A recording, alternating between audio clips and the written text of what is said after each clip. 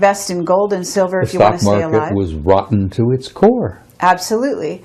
But are you telling people to leave, to go to South America? No, what's your advice? I'm telling people that you're in for some difficult times. And I say this in my presentations. I jokingly look at them and say, you're all doomed. There's not a one of you that's going to be around 100 years from now. You're doomed. So to hell with it. Enjoy the ride. No, I tell people who are interested in listening for whatever it is I have to say, that you're in for some difficult times. It's going to happen. There is no way to avoid it.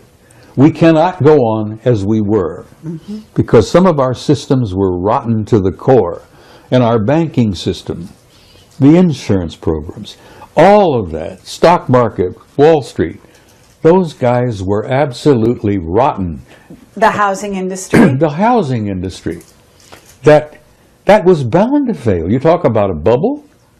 It was bound to fail. It had to fail. Well, I'm glad it failed. Hope to hell that they learned something from it. Now. Okay, but are we talking about martial law in the United States? I mean, what are we talking here? You're talking about a time when you may have martial law. It's only one step away. You know that the authority has been given to the president to declare it. Right. Congress gave that authority to the president years ago. I've even lost track of how long it's been. But anyhow, all the president has to do, whoever he may be, and that doesn't matter much anymore either. Because one nitwit is very much like the other. You have a national emergency and it's declared. Right. Boom. Martial law. You declare a national emergency, which has not been declared yet. Right. But we're right on the edge of it. Right. And you're going to have martial law. Okay, but we don't have an election, right? Well, you're thinking about an October surprise. I have no idea. I'm asking you. Well, I don't know about that. I'm not sure it'll happen in October. I suspect it may occur within the next year.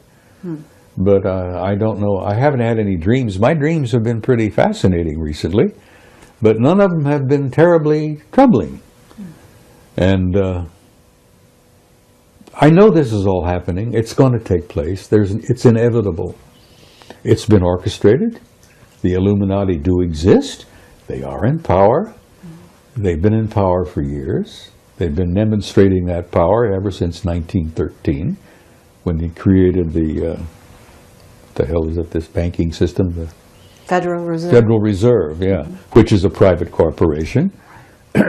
We lost most of it in 47. Now, I don't know whether you were aware of that, but that was a big year. National security became everything. It became the member of the triad. 47, we declared, we made the National Security Agency. We formed a pact with the Brits, the Australians, the Canadians, and New Zealanders. The UKUSA Pact, which most people don't even know exists. The UKUSA crowd, all of us, Britain, US, Canada, New Zealand, Australia, are all like this. Whoever's in the White House and who's ever at Buckingham Palace, it don't matter. All right. The power behind the scenes has been running this damn thing since 1947. And Ike saw it, scared the hell out of him. He met the Anunnaki, that scared the hell out of him. So they're pulling our strings now like they always have. Okay. So what's your solution? What would you tell people? I mean, in facing the future, in trying to reinvent the future, certainly Marsha's working with people to become enlightened, to She's doing apply. A tremendous amount of work to help people make this transition. Terry, we're not just going through a transition, we're going through a transcendent transformation, literally. A transcendent transformation. We're going to come out of this thing when it's all over with, totally different species. We're not going to be the same people we were in the past. And that's good. And it's going to hurt, and it's going to be painful. And I tell people, and I've said this repeatedly, don't get too uptight about it. You've been through hell before, you're going to through a bit of it again. But once it's over, once you've made that transition, we're going to have, hopefully, a new world, a new future, a new beginning. And I think that's the end of the great year that we're going through. We're going through the end of a 26,000-year cycle. And I tell you, 2012 don't matter.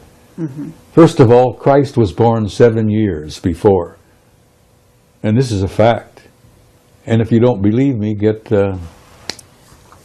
Sir Lawrence Gardner, who's probably one of the best historians we've got working today. Lawrence Gardner's got the facts. Jesus was born in 7 BC on the 1st of March.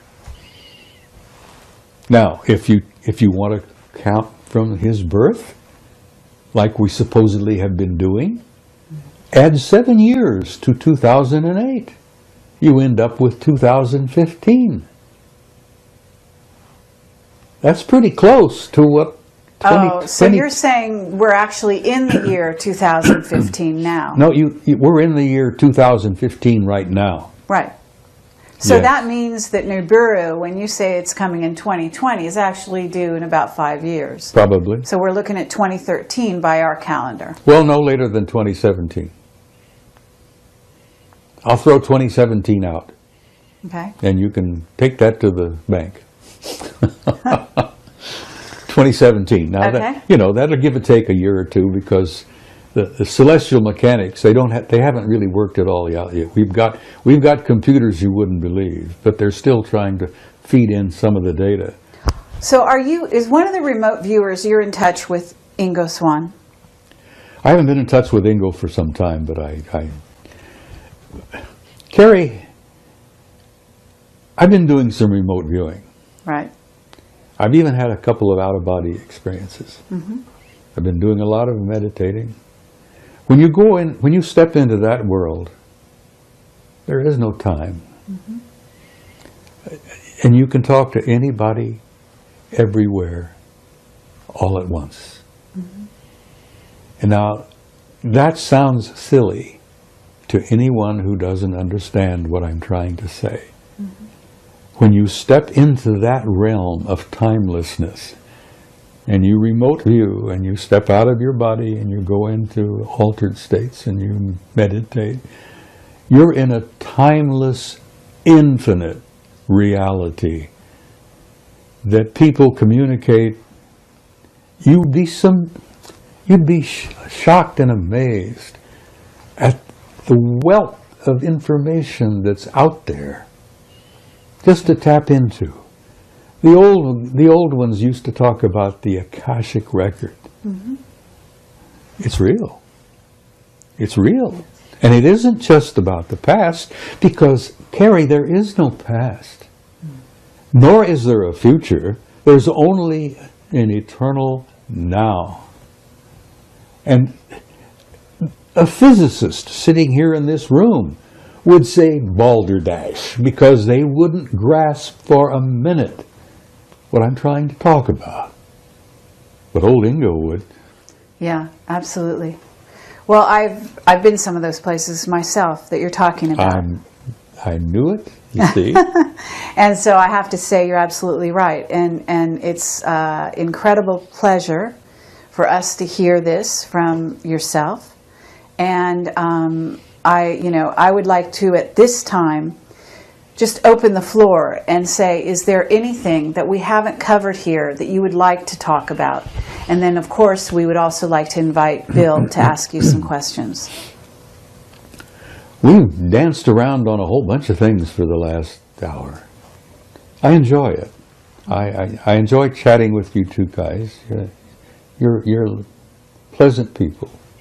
Mm-hmm. As I say, I'm an old codger, and you plug me in and turn me loose.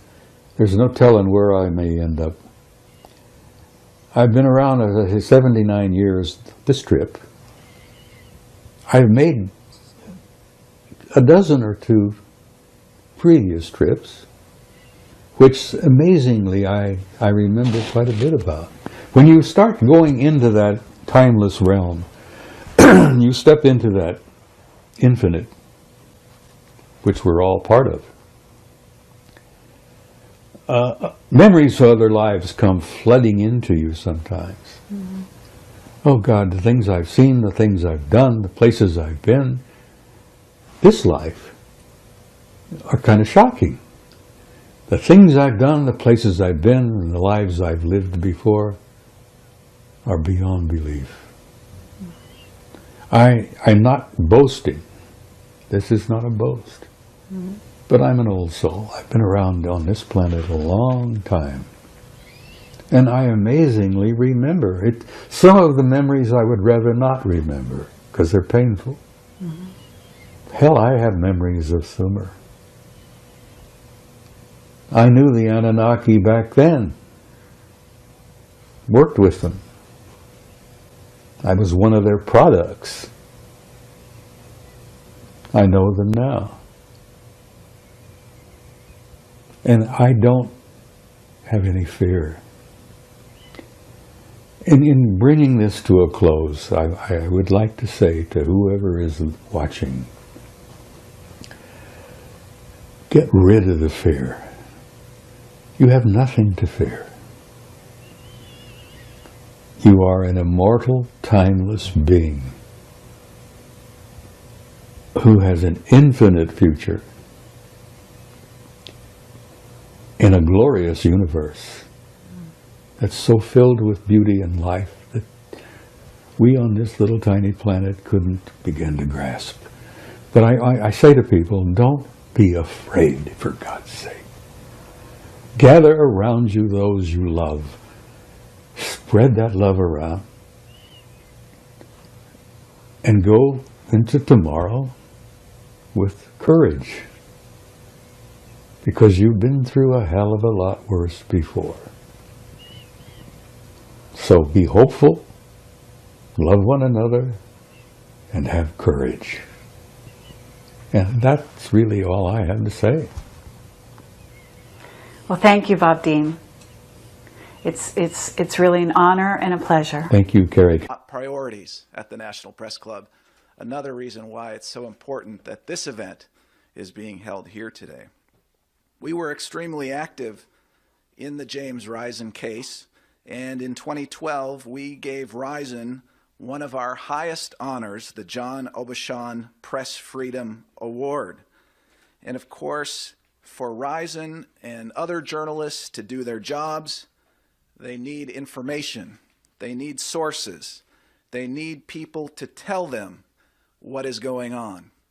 And here we are today in another matter tied to the Risen case here in 2015, still talking about it. But that is why it's fitting that this is the venue for the news conference about whistleblower Jeffrey Sterling. So I want to welcome you here today, and in particular I want to welcome Jeffrey's wife, Holly. Thank her for being here today. And I want to again thank all of you for being here, and I want to thank you for holding this important event here at the National Press Club. And with that, I'm going to hand it over to Norman. Thank you.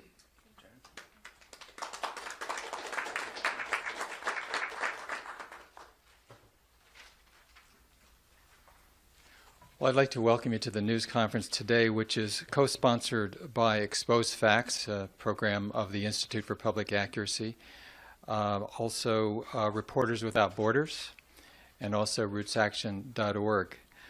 I should mention at the outset that while each so-called whistleblower case in legal terms is unique with some unique aspects, there are common threads to government policy and prosecution that need to be addressed. We call Jeffrey Sterling a whistleblower because it's incontrovertible, and I sat through the entire trial and nobody questions, that he went to the Senate Intelligence Committee with concerns and information that he had gained as a case officer at the Central Intelligence Agency. So really nobody can question that Jeffrey Sterling is a whistleblower. He met with the Senate Intelligence Committee staff in early 2003. At the same time, when the long prosecution of Jeffrey Sterling went to trial in January of this year in federal district court, he maintained and continues to maintain to this moment, as he's now in prison, that he's innocent of all the charges that he provided classified information to James Risen that went into his book published in 2006, State of War.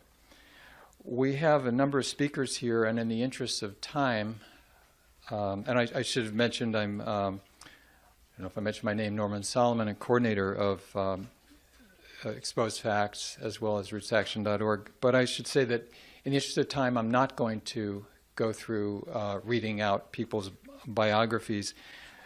This sheet that you have that says News Conference Thursday, October 15th, has biographical information in the sequence of the speakers. So we will hear from each person seated at the table, and then we certainly are going to leave time for Q&A. So without further ado, Jesselyn Radak.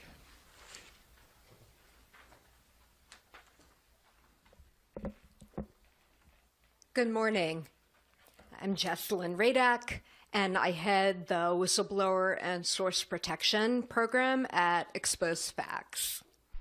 I do not represent Jeffrey Sterling, but I do represent half a dozen other whistleblowers investigated, charged, and prosecuted under the Espionage Act.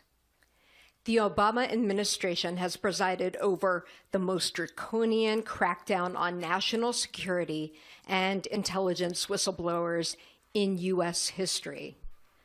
The Justice Department has used the antiquated Espionage Act as a bludgeon to threaten, coerce, silence, and imprison whistleblowers for alleged mishandling of classified information.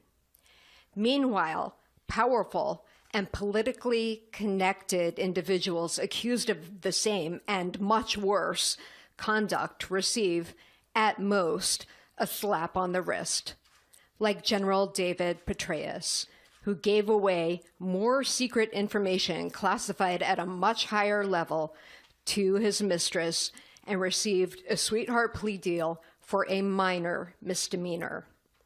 Or Hillary Clinton.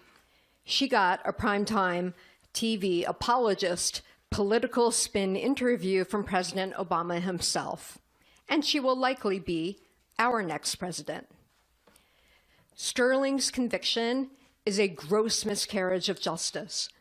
The Espionage Act has become a strict liability law, meaning that the prosecution does not have to prove that the whistleblower had any intent to harm the United States or benefit a foreign nation. Worse, Sterling's conviction is based on flimsy circumstantial evidence that almost certainly would not result in a conviction except under the very vague and overbroad Espionage Act. Taking a step back from the criminal trial that brought us here today, and putting aside Jim Risen's book and anything written there about the botched CIA program that gave rise to the Iranians' nuclear intelligence, I would like to remind everyone that Jeffrey Sterling is a whistleblower. Sterling is a whistleblower because in 2003 he met with staff from the Senate Select Committee on Intelligence, a proper internal political channel that we're always hearing people shout about. And he made reports about what he saw as a botched CIA operation. Basically, it's hard for me to talk about this because it's so difficult to see yet another person punished in this kind of way. But Sterling's case is very reminiscent for me of a lot of my NSA clients, and especially Tom Drake, who you will hear from in a few minutes. But Tom Drake, Bill Binney, Kirk Wiebe, Ed Loomis, They also used internal government channels to report misconduct. In fact, Tom Drake also reported his concerns to the Senate Intelligence Committee, the same one that Sterling went to. And they also became the targets of a federal criminal leak investigation for a news story by Jim Risen that they had nothing to do with. Making clear that punishing whistleblowers is a backdoor way of punishing journalists, the Justice Department used a subpoena 3 times on reporter Jim Risen to dangle a sword of Damocles over the heads of both Jim Risen and Jeffrey Sterling for nearly a decade, and argued vociferously against any sort of legally protected reporter source privilege. In these attacks on the press, too often the forgotten victims, unfortunately, are the whistleblowers like Sterling. I urge President Obama to grant him a pardon. Thank you.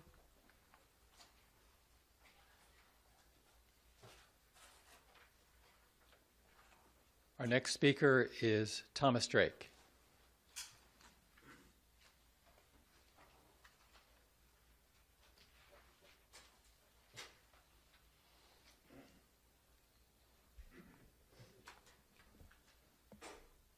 What we have in the Sterling case is an absolute travesty of justice. Apparently in this country, national security reigns supreme. It trumps everything. The primacy of national security gives the elite and those in privileged positions of power no accountability. It gives them immunity from any attempt to hold them responsible. And yet we have an administration that has no problem licensing unto itself the authorization to leak to the press on an extraordinary level. In fact, leaking highly classified sources and methods for political purposes and to present themselves in the best possible light. And yet, if you go to an intel committee, which provides oversight on the secret side of government, or if you dare go to the press or have any contact with the press at all, under any circumstances, then you'll be charged with espionage. But the last time I checked, real spies don't go to the press. Real spies go to other spies. Real spies don't make public their secrets. I think it's a really important distinction to make here. And yet this administration has continued to use the bludgeon of the Espionage Act, a World War I era statute, to go after whistleblowers and truth tellers. And not only do they go after them in the Espionage Act, it's selective, it's malicious, and it's vindictive. So the problem, and of course, if you're the government, you know this. They don't like to admit it, but they will say it when necessary. If you're charged with espionage, there's no public interest defense. If you go to the Oversight Committee and we decide you might have given something to them that we don't like that gave to them, even though they have oversight responsibilities, that's no defense either. So here you are practicing the First Amendment redress in the public interest, and you find yourself criminalized. And that's what's happened in this country.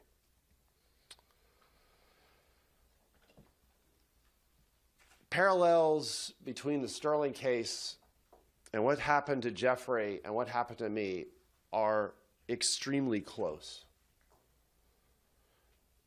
Their investigation of me went over many, many years, as it did with Jeffrey Sterling. I myself went to the intelligence committees. I blew every whistleblower channel that existed under every statute and act. And yes, I did have contact with the press in the public interest. And yet we have what the government would say is simply individuals like myself and Jeffrey Sterling who have personal grievances. Personal grievances. That what we did violated the signatures we signed, violated agreements we signed with our respective intelligence agencies. I also used to work at the CIA, so I had non-disclosure agreements myself, although they can't be used for cover or violation of law or statute. And so here we are. But I just like to raise a couple of things that are extraordinary between my criminal case and Jeffrey Sterling's case. He was often forgotten, in some cases tragically so, even by the press, because of Risen. And recognizing that Risen ultimately did report a number of things, did have sources, but it's the sources are the ones that are taking the real brunt of the unprecedented attack against the press, against freedom of information, and particularly against anybody who dare expose government wrongdoing and malfeasance in the public interest. And it's an extraordinary double standard. But the chief prosecutor in my case was also the chief prosecutor in the Sterling case, William Welsh. Rather checkered history, but he made a claim and an attempt in my case, which was really a foreshadowing of what happened in the Sterling case. And he tested the judge in my case, threatening to bring the reporter into the courtroom. Now, in my case, the judge would have nothing to do with it. He said, we're not going to go down that deep, dark hole. In the Sterling case, Judge Brinkman said, yes. She allowed the subpoenas to happen, although in the end, Risen did not have to actually be forced or attempted to force to testify in Sterling's case. Eyewitness. The allegation was made by the chief prosecutor, Welsh, that Risen was the only eyewitness to a crime and that criminal was Jeffrey Sterling. They were never able to actually prove it in the courtroom, but it's an extraordinary double standard because the former Attorney General of the United States of America, Eric Holder, I'm going to quote, in saying what happened to Sterling, quote, the defendant's unauthorized disclosures of classified information compromise operations undertaken in defense of America's national security. The disclosures placed lives at risk. Parenthetical insert. Chief prosecutor in my case said that what I did endangered the lives of American soldiers and that I had blood on my hands. I continue with the Holder quote, and they constituted an egregious breach of the public trust by someone who had sworn to uphold it. As this verdict proves, it is possible to fully prosecute unauthorized disclosures that inflict harm upon our national security without interfering with journalists' ability to do their jobs. Anybody see the Democratic debate the other night and things that Clinton said about Snowden? This is a Secretary of State, one of the most targeted individuals by other intelligence agencies and entities in the world, using a private server to traffic in highly sensitive information. And no doubt, including classified information, and no doubt, information including sources and methods. But hey, I'm Secretary of State. Even Obama gave her cover. This is what's happened in this country, an extraordinary double standard. And the last thing Hillary Clinton is a whistleblower. All for political purposes. So you have, in my case and in Jeffrey Sterling's case, we bear the full punishment. We bear the burden of the politics of outright and abject personal destruction. We as sources, whether to hold up a mirror to those things in government that are wrong, that violate the law, that actually are in fact endangering our national security, we're the ones that pay the high price. we're the ones that are put up on the altar of national security as sacrifices. Thank you.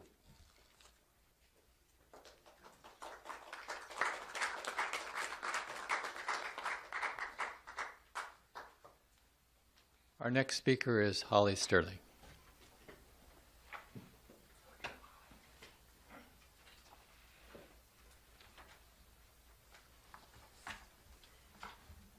Good morning, everyone. Thank you for being here today. I'm here on behalf of my husband, Jeffrey Sterling. And really, I just want to tell you about Jeffrey, the real Jeffrey, not the person that the government has portrayed him to be. And also to let you know that I did write an open letter to President Obama asking for his immediate pardon. So Jeffrey was born and raised in Cape Girardeau. He was the youngest of 6 boys raised by a single mother. And he had aspirations to be a great person from early on in his life. He went to high school, immediately went to college at Millikan University, had a degree in political science, and then went on to Washington University and pursued a Juris Doctorate. It was in his 3rd year of law school where he had seen a advertisement to travel the world and serve your country, which 3 of his brothers had done in the military, and he wanted to follow in their footsteps. So with that, Jeffrey immediately went home and started the process to become a case officer with the CIA. While he was working at the Public Defender's Office, he actually was informed that the CIA wanted to hire him. And so he became a case officer and pursued his dream. Jeffrey, shortly as he was working there, was doing a great job until approximately about 2007, when he was supposed to have his first overseas post. It was at that time, right before he was leaving, his supervisor came to him and said, "We've given it to another person." Jeffrey asked why. He wasn't given an answer, except that they had felt that he would actually stick out as a big black man speaking Farsi. So to that question, Jeffrey asked, "At what point did you notice that I was black?" And "You taught me how to speak Farsi."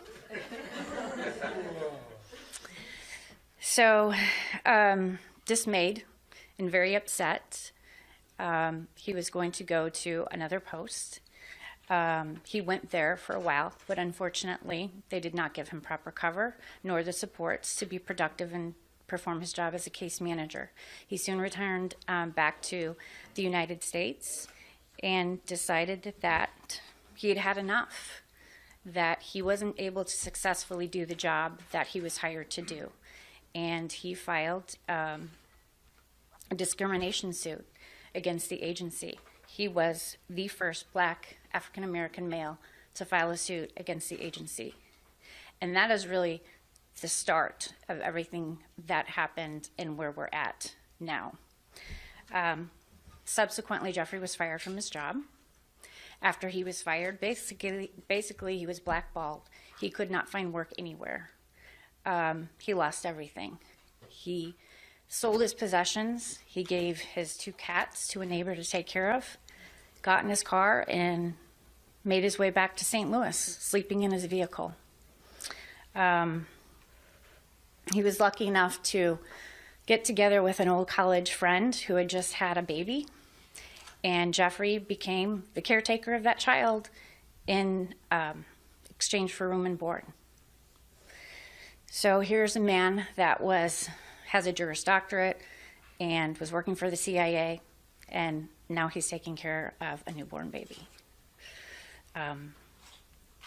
That's when I had the pleasure of meeting him, actually.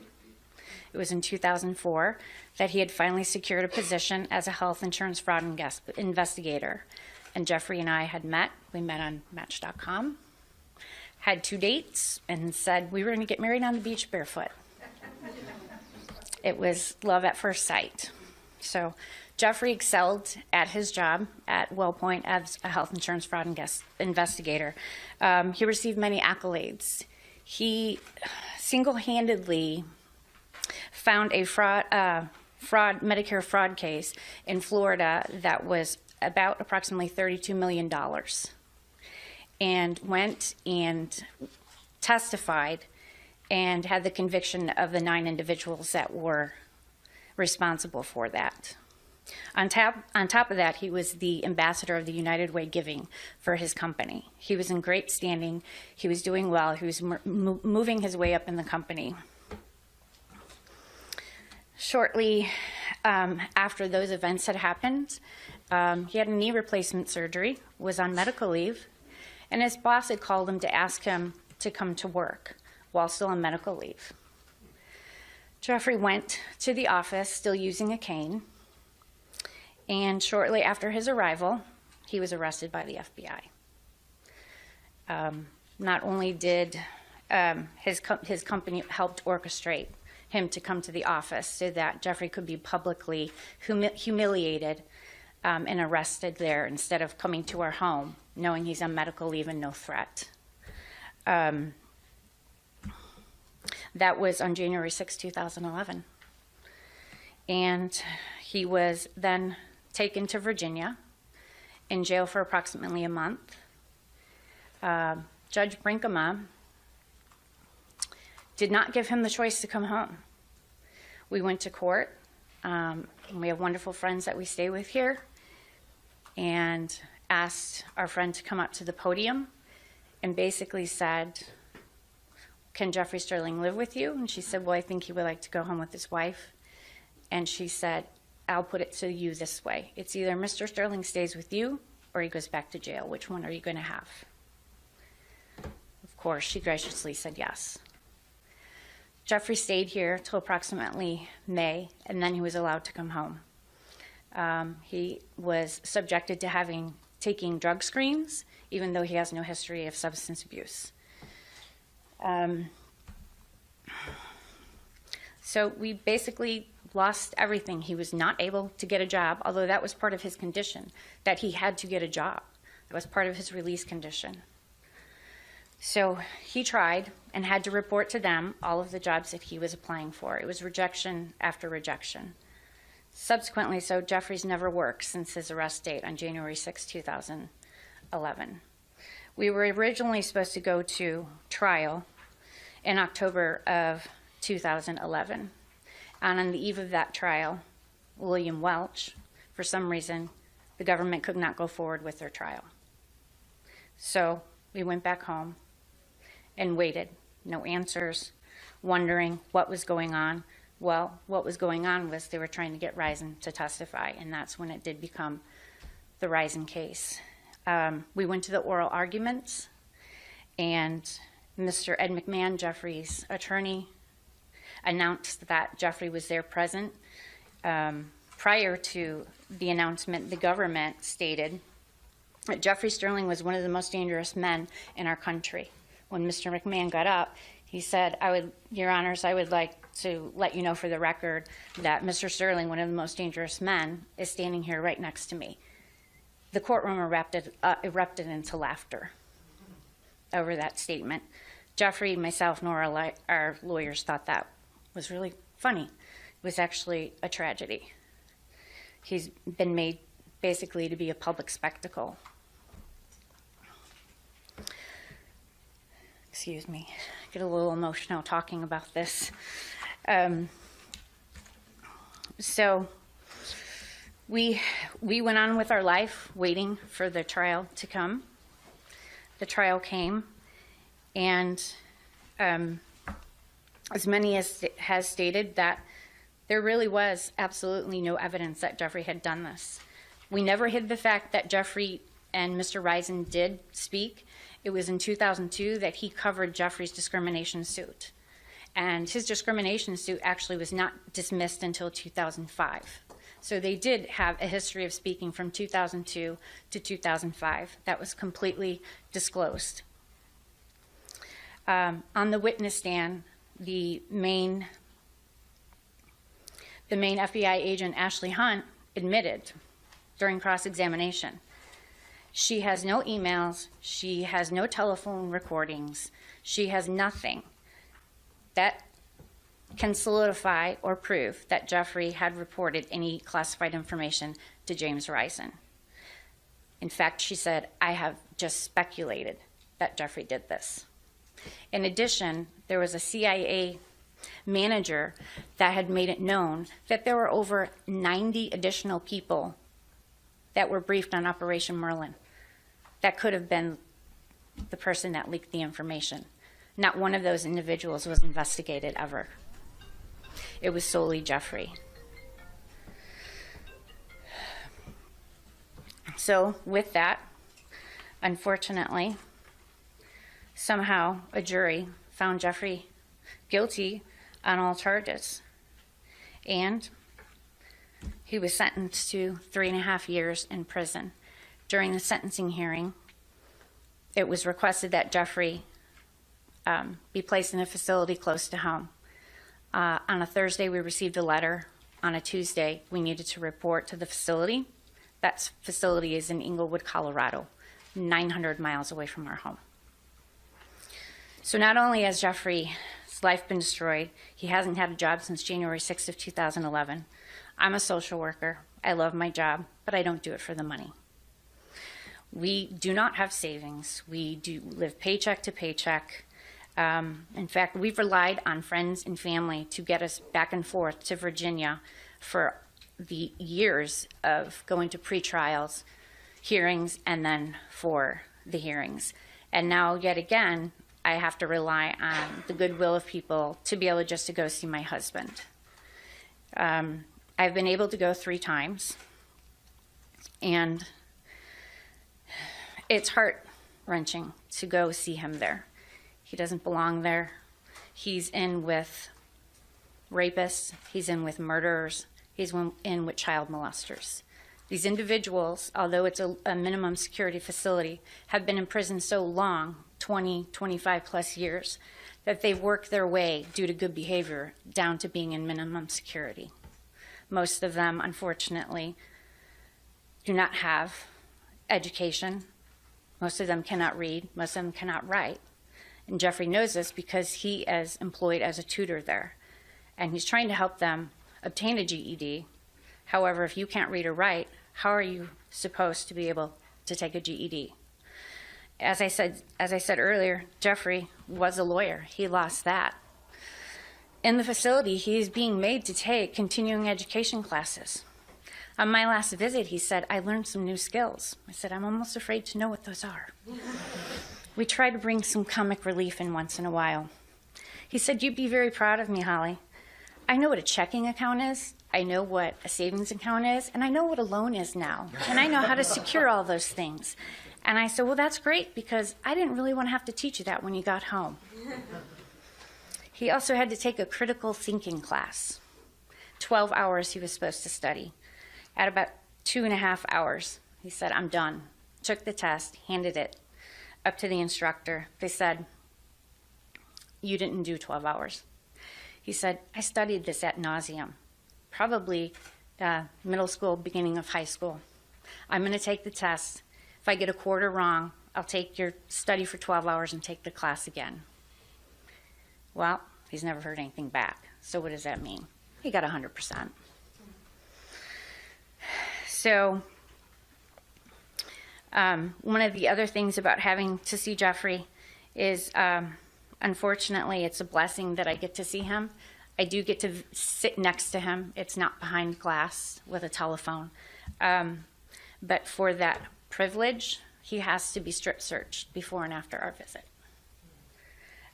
Here's a man that is intelligent, is caring, is the love of my life.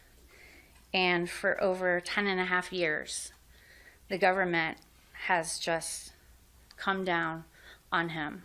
And it was solely because, first of all, he had the audacity to stand up for his rights as a human being, and they didn't like it.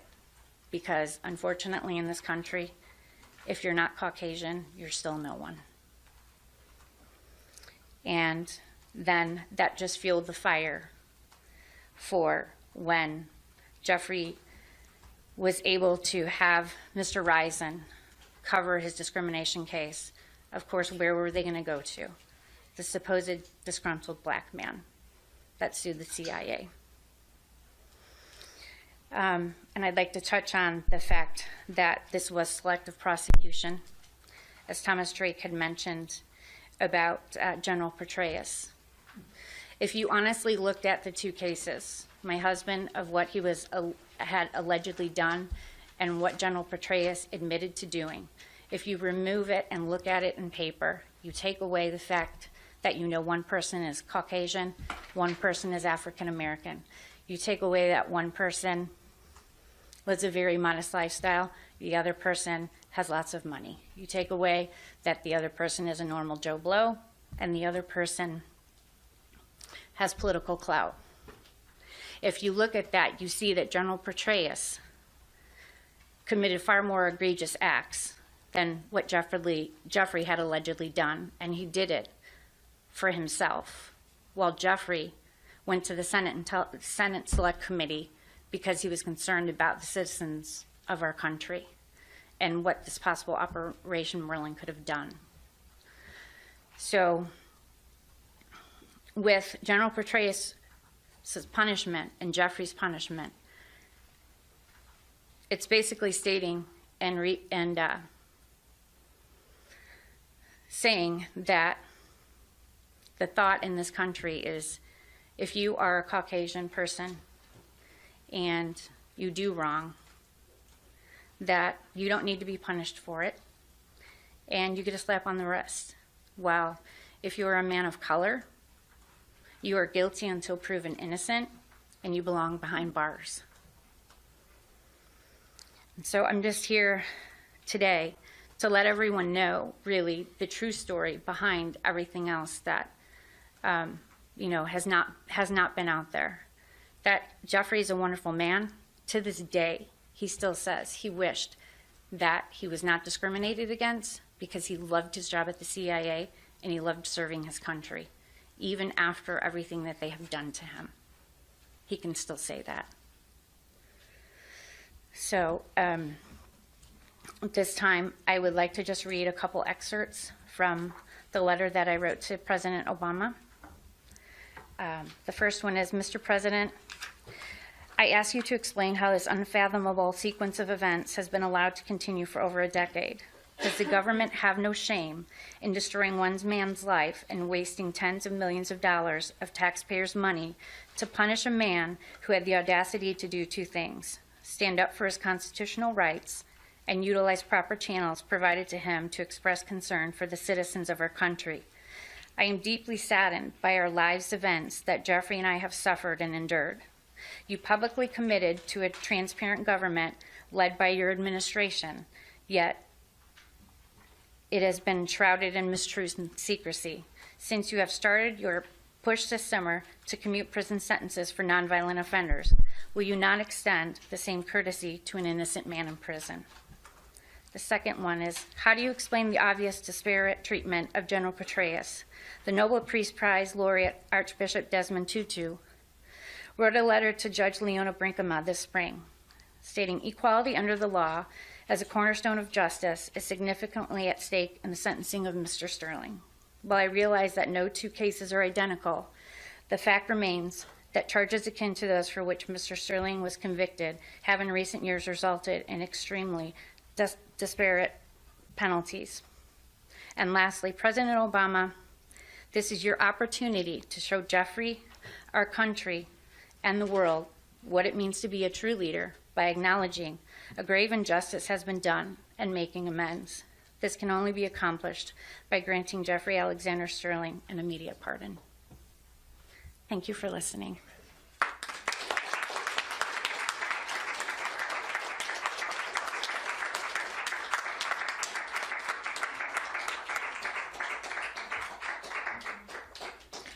Our next speaker is Delphine Halgand.